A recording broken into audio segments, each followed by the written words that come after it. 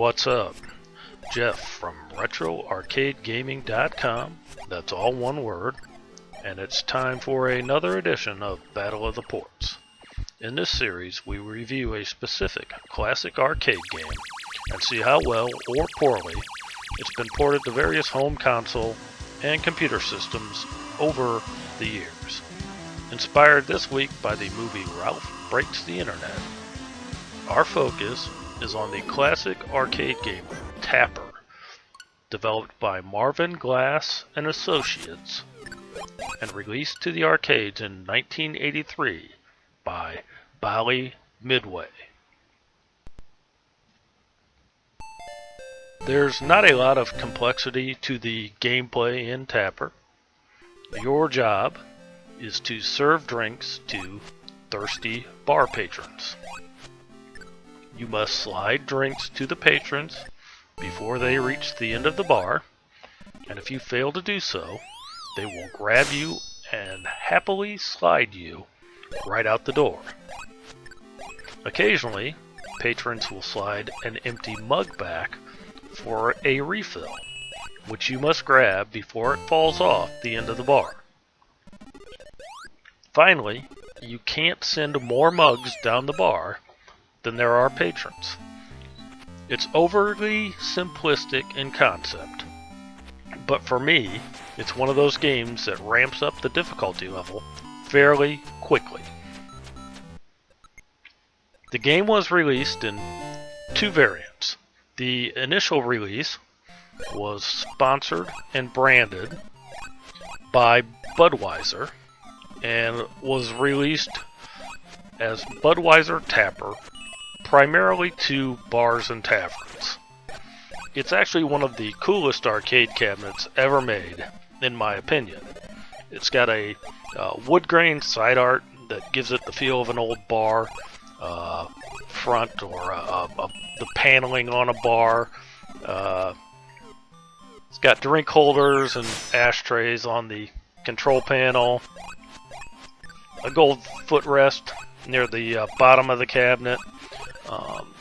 But at some point, they realized that a bunch of old men sitting in a bar or tavern wasn't necessarily the target demographic for video games. So in 1984, another version was released, replacing Budweiser with the generic root beer Tapper. The Budweiser theming has been removed, and the bartender has been replaced with a soda jerk. Both versions of the game feature 4 levels, or bars if you will, a western saloon, a sports bar, a punk rock bar, and an outer space or alien bar. Between each bar level, there's a bonus round where cans are shaken and shuffled around, and you need to pick the one that hasn't been shaken to earn a bonus. The sounds are pretty rudimentary, but there is some good background music, and we'll see how that translates to the various ports. But for the sake of comparison, we're going to look at both arcade versions. So up first, the Budweiser branded version of Tapper, released in 1983.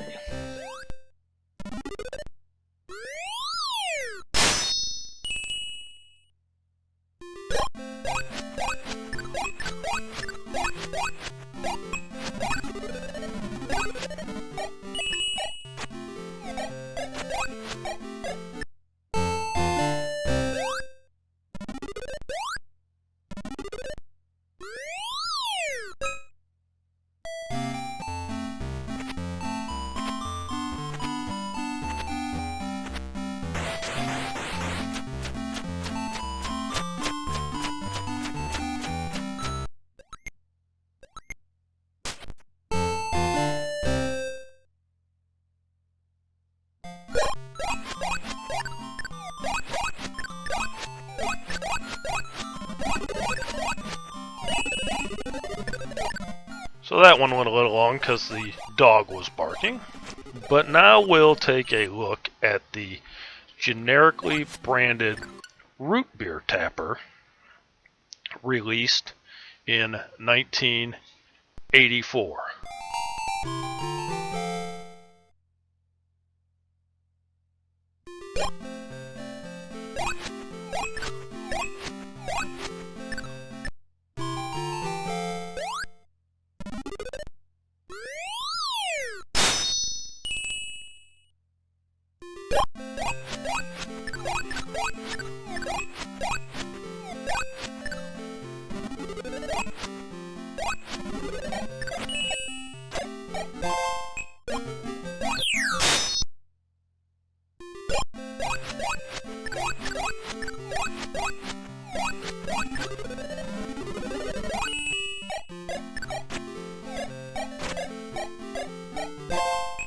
So first we'll take a look at Tapper on the Atari 2600, and I apologize if there's some more background noise in this video than normal.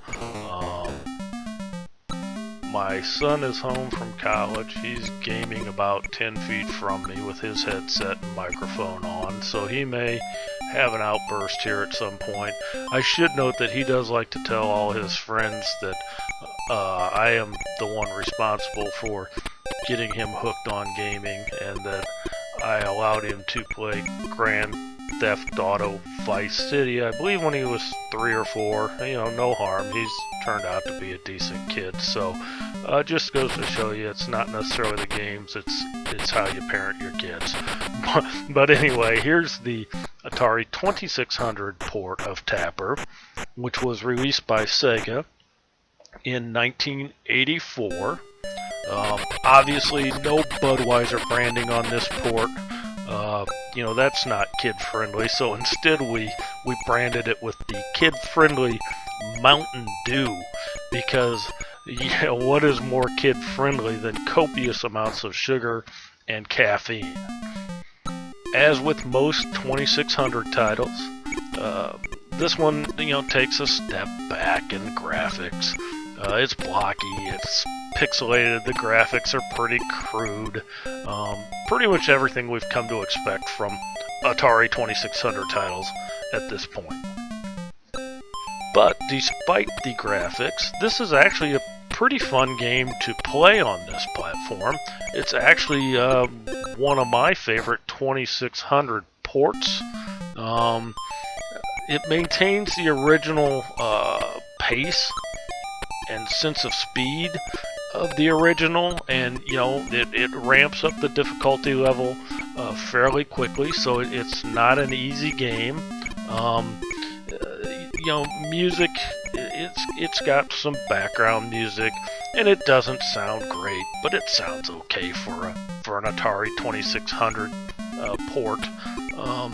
You know, on the downside, there's a couple elements from the original game that are missing.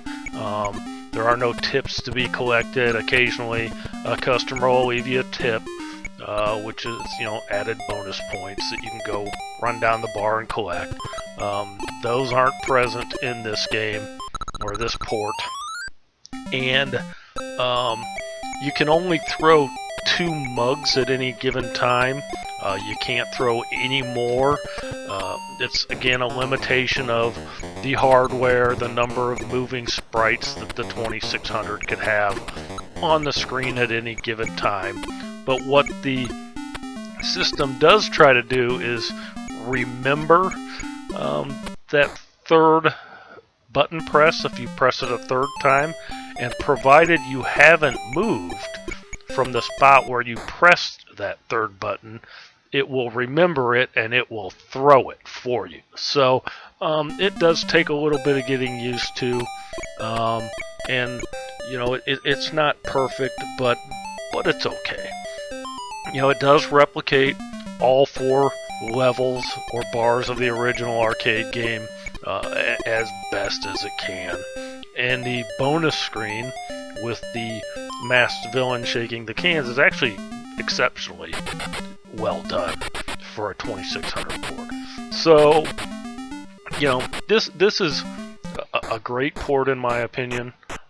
Probably one of my favorites. So go ahead and have a look and listen for yourself at the Atari 2600 port of Tapper.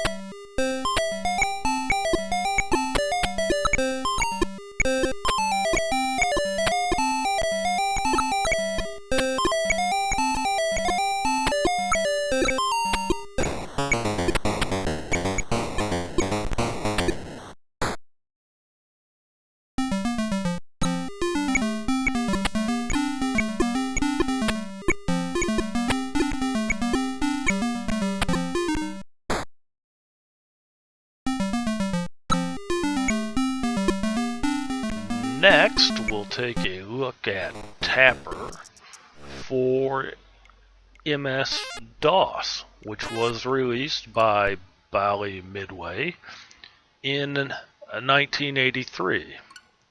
So the last few titles we've looked at, we kind of gotten spoiled in that they were EGA graphics, meaning they featured 16 colors, and unfortunately in this port we are back to the 4-color CGA graphics. Additionally, we still have the sounds coming from the PC speaker. As can be expected, the graphics are pretty good. Again, a limitation of the system, mainly the 4-color palette, is the real drawback. But other than that, it looks pretty good. And the sounds, they attempt to be somewhat faithful to the original, but again, it's coming from the speaker, so that's a limitation in and of itself. No Budweiser branding again. The generic root beer theme's been replaced again with Mountain Dew, the kid-friendly, healthy alternative. But here's a look at Tapper for the MS-DOS platform.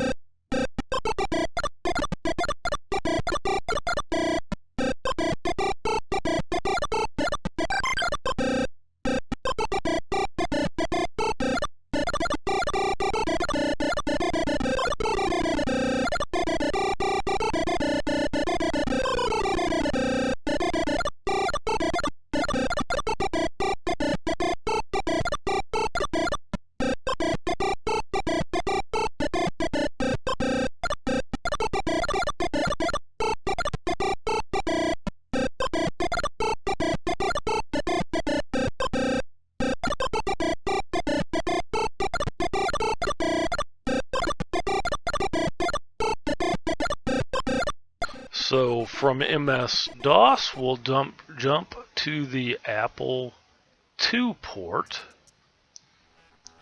Again, released by Bally Midway in 1983, and again, a Mountain Dew branded port. Instead of the generic root beer theme. Gotta calibrate the joystick here.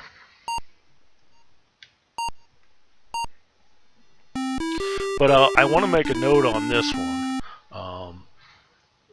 that the look of this port graphically really depends on the settings you've chosen in the emulator. I happen to be using the Apple Win emulator, which offers some different monitor options and scanline options, and changing those can have a pretty big impact on the overall look and presentation of the port.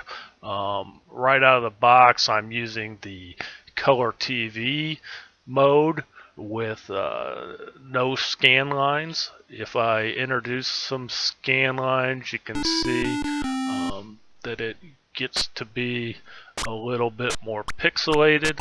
If I change it to the color monitor setting with no scan lines, again, it's even a little more pixelated.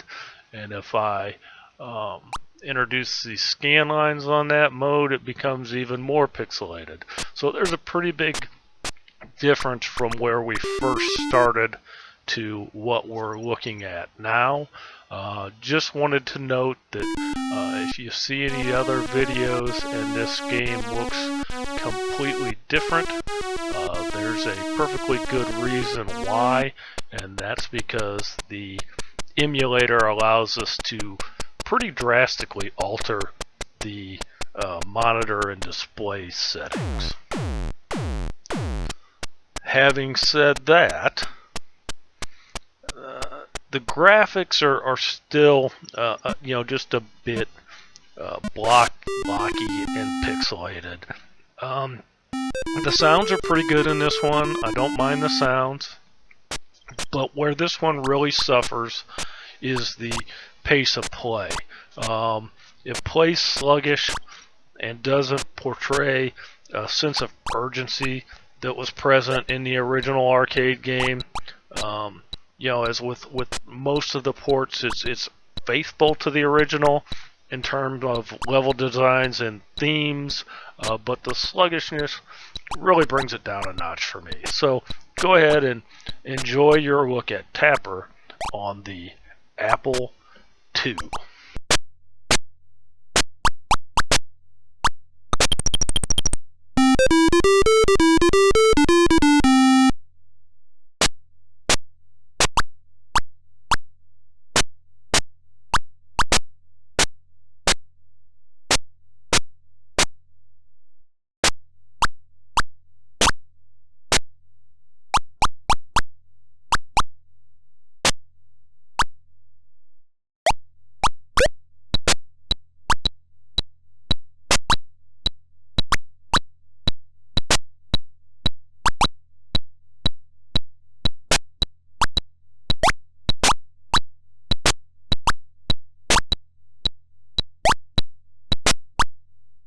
From the Apple II, we'll move on to the Commodore 64 port, released by Sega in 1983, and again a Mountain Dew branded port. This one will take me a minute to load up, so bear with me. We'll get it fired up and running here, and then we'll talk about it. So hold on just a second.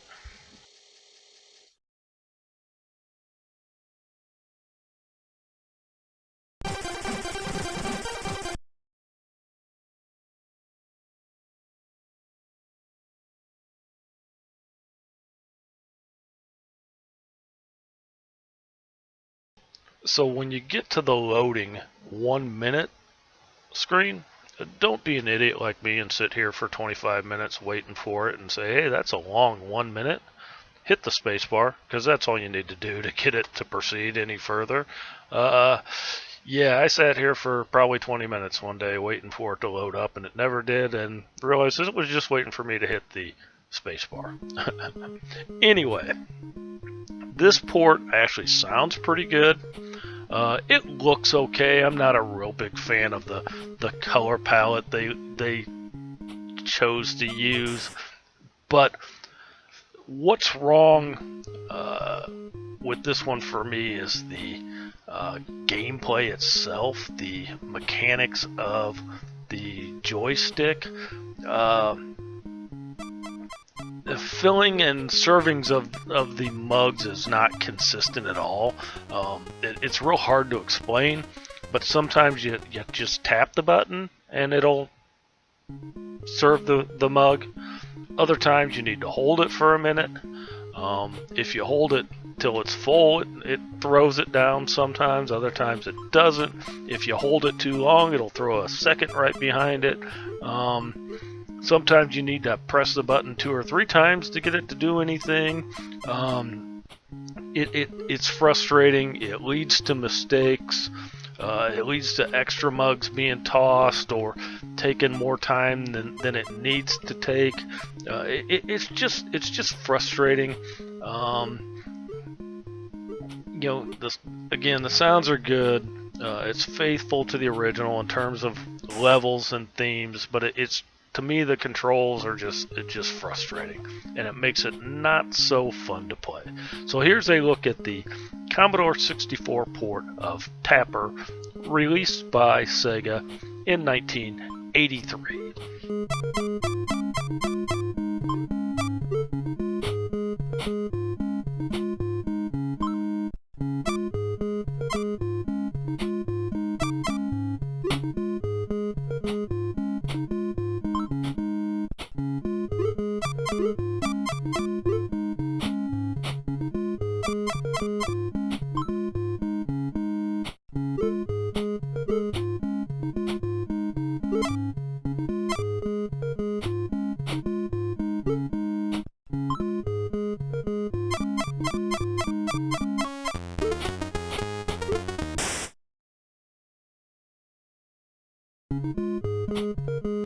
Next, we'll look at the ColecoVision port, which is actually the only one of our ports outside of the original arcade game released to the arcades to feature the generic root beer branding. It's actually named Root Beer Tapper instead of just the generic Tapper. This was released by Coleco themselves in 1984. And I actually happen to love the music in this port. It sounds excellent. However, the character animations are leave a little bit to be desired. The original arcade game had a cartoonish look and feel to it. But this one takes it to a whole nother level. Just pretty bad character animations for the patrons. It looks like something a first grader would draw with crayons or something. On top of that, when you get into the gameplay and things get fairly hectic and busy, because the characters all look so much alike, it becomes difficult to tell if there's 2, 3, or 4 of them. They all tend to blend together.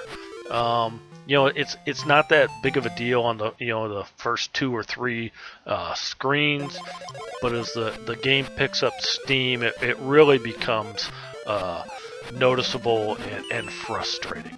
So, having said that, here's a look at Root Beer Tapper on the ColecoVision.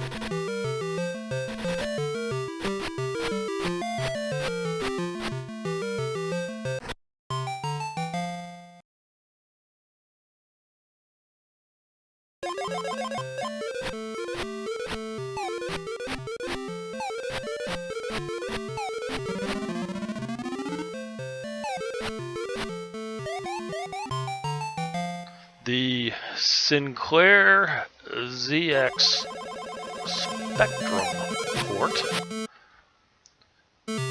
is next, which, as usual, will take me a few moments to load and configure. Gotta set the joystick and things like that via the virtual keyboard. So give me a couple minutes to get this set up, and I'll be right back with you.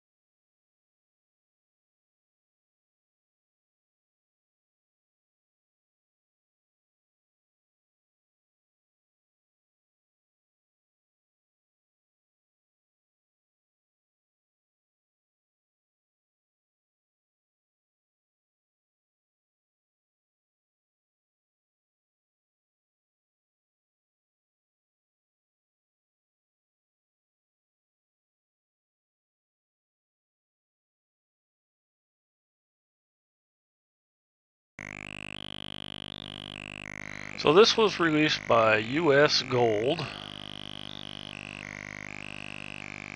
in 1985, and it switched from Mountain Dew branding to Pepsi-branded.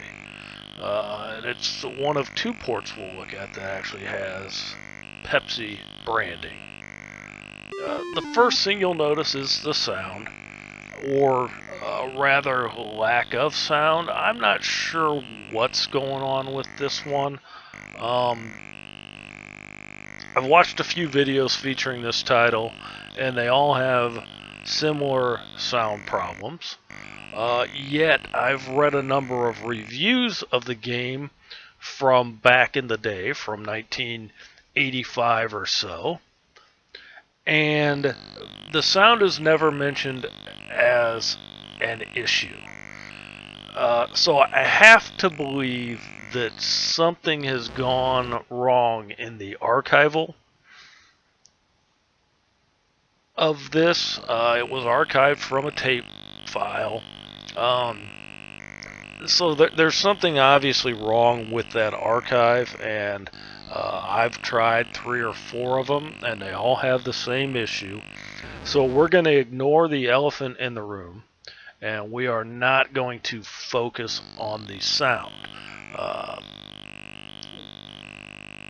Graphically, it doesn't look too bad, but similar to the ColecoVision port, it starts to develop problems when the bar becomes pretty hectic. Because of the, I call it kind of an outline mode here. The characters are all basically just outlines, and the mugs are just outlines.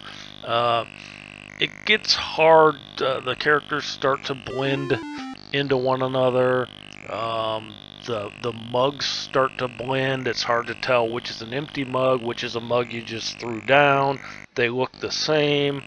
It's not an awful port, but there are some gameplay elements that make it frustrating, to say the least. So here's a look at Tapper for the Sinclair ZX Spectrum.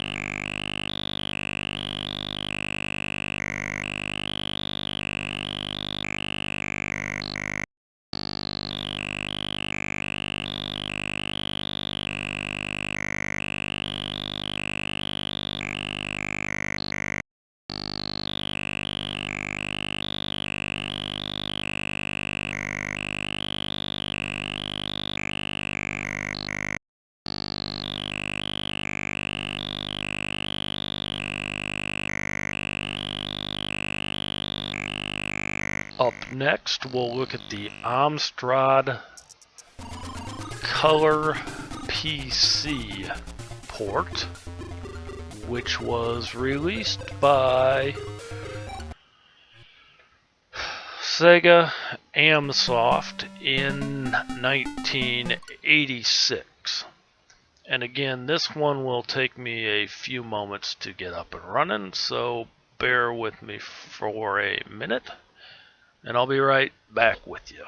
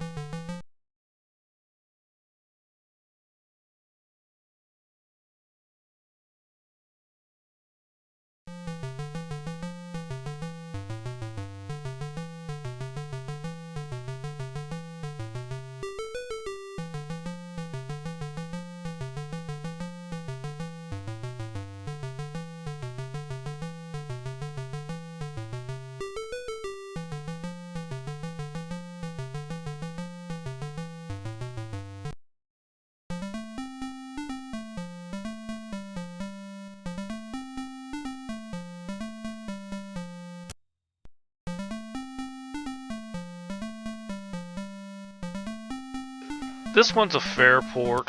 That sounds pretty good and it looks okay. It just plays a bit too slow for my liking.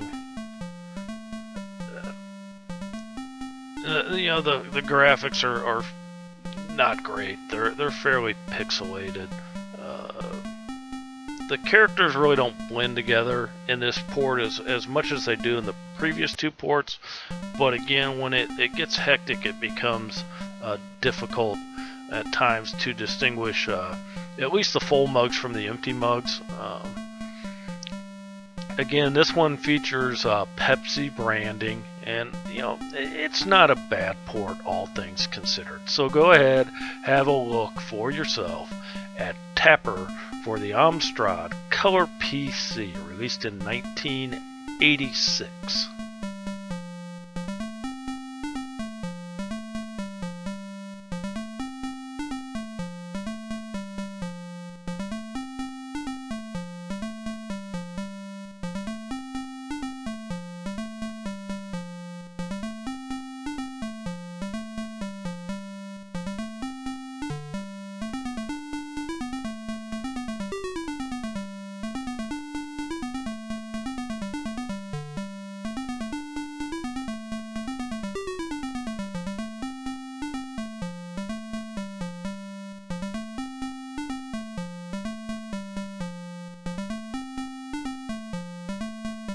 Tapper for the Atari 800 was released by Sega in 1984, and we're back to the Mountain Dew branding on this one.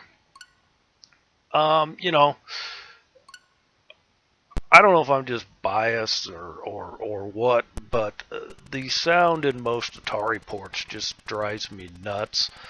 And this one's no different. Yeah, it's not terrible by any means, but I'm just not a big fan of the sounds, particularly the music. It just kind of grates on me the wrong way, and I don't know why. Graphically, it doesn't look too bad. Again, it's a little bit pixelated. A little bit generic, not a whole lot of detail. I do have one main complaint, and that is with the bonus level. And it has to do with being colorblind. And they, you know, it's only certain shades of colors, and in this game, those shades happen to be some of the shades that they used in the bonus level. I cannot tell the cans from the bar top, so the bonus level is completely unplayable for me, and that's a real distraction. It's a pretty minor complaint overall. But it really does take away from the gameplay. Regardless, you know, here's a look at Tapper on the Atari 800, and if you're a game developer watching this, yeah, right. Keep in mind that there's some of us that are colorblind, so just when you make your color choices, keep that in mind. Thanks. Tapper for the Atari 800.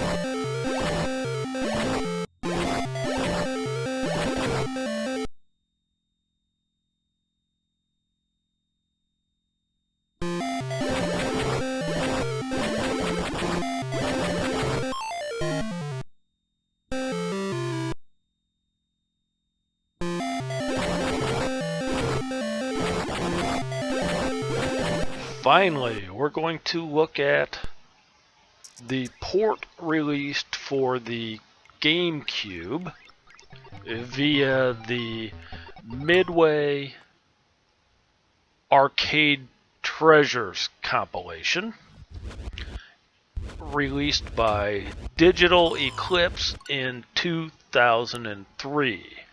And I believe this one's also available on the PlayStation 2, the Xbox 2, and Windows PCs, I think.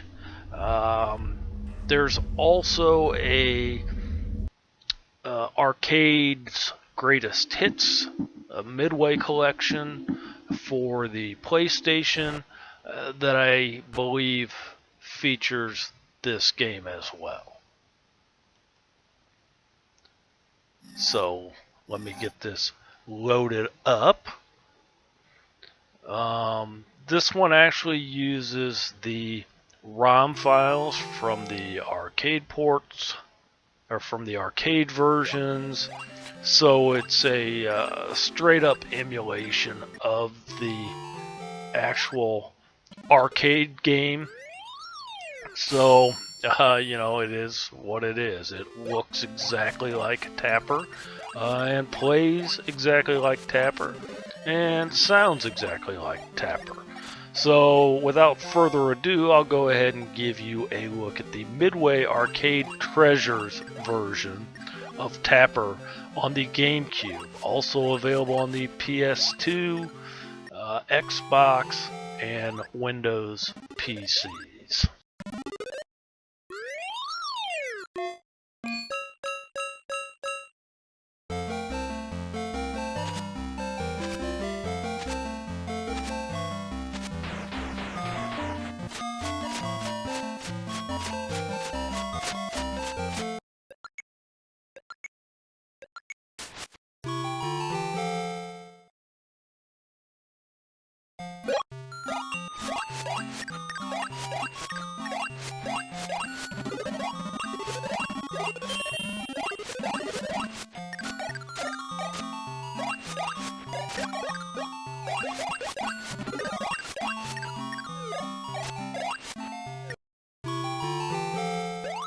That pretty much wraps up our look at Tapper ports. Obviously the emulated titles on the compilation collections are the best of the bunch, and usually at this point I'll pick a favorite. Really, there aren't any real bad Tapper ports in my opinion. They all play reasonably well, fairly faithful to the arcade version in terms of levels, sounds, and gameplay. There are a couple that are a little sluggish, but really for this one I'd say it's a matter of preference, which is really a rare occurrence. If you're looking to play Tapper and you don't have the original arcade machine available, which Tapper becomes one of those. It's one of those games that doesn't have a whole lot of longevity to it, meaning it's not a game you want to keep going to over and over again. But I would love to have an original arcade cabinet, just because I think it's one of the coolest cabinets ever made. If you don't have an original arcade cabinet, grab a copy for whatever system you have, and I don't think you'll be disappointed. While it may not be a perfect port, it will replicate the spirit of the game fairly well. So just a note before I check out, I do try to put out a new video each week. They take a lot of time to put together. I like to research each title. I like to make sure I have as many of the titles as I can. But with the holiday season approaching, that schedule may be thrown off just a bit. On the plus side, like I mentioned at the start of this episode, if you heard him or the dog barking, my son is home. He's got some cool gear. He's got a far better computer than I have. He's got a Blue Yeti mic that I'm hoping I can try out for recording a video before he heads back to school. So there'll be some changes. It may be a little more time before I get a video out. Just keep that in mind. Until then, we'll see you next time, and happy gaming. Peace.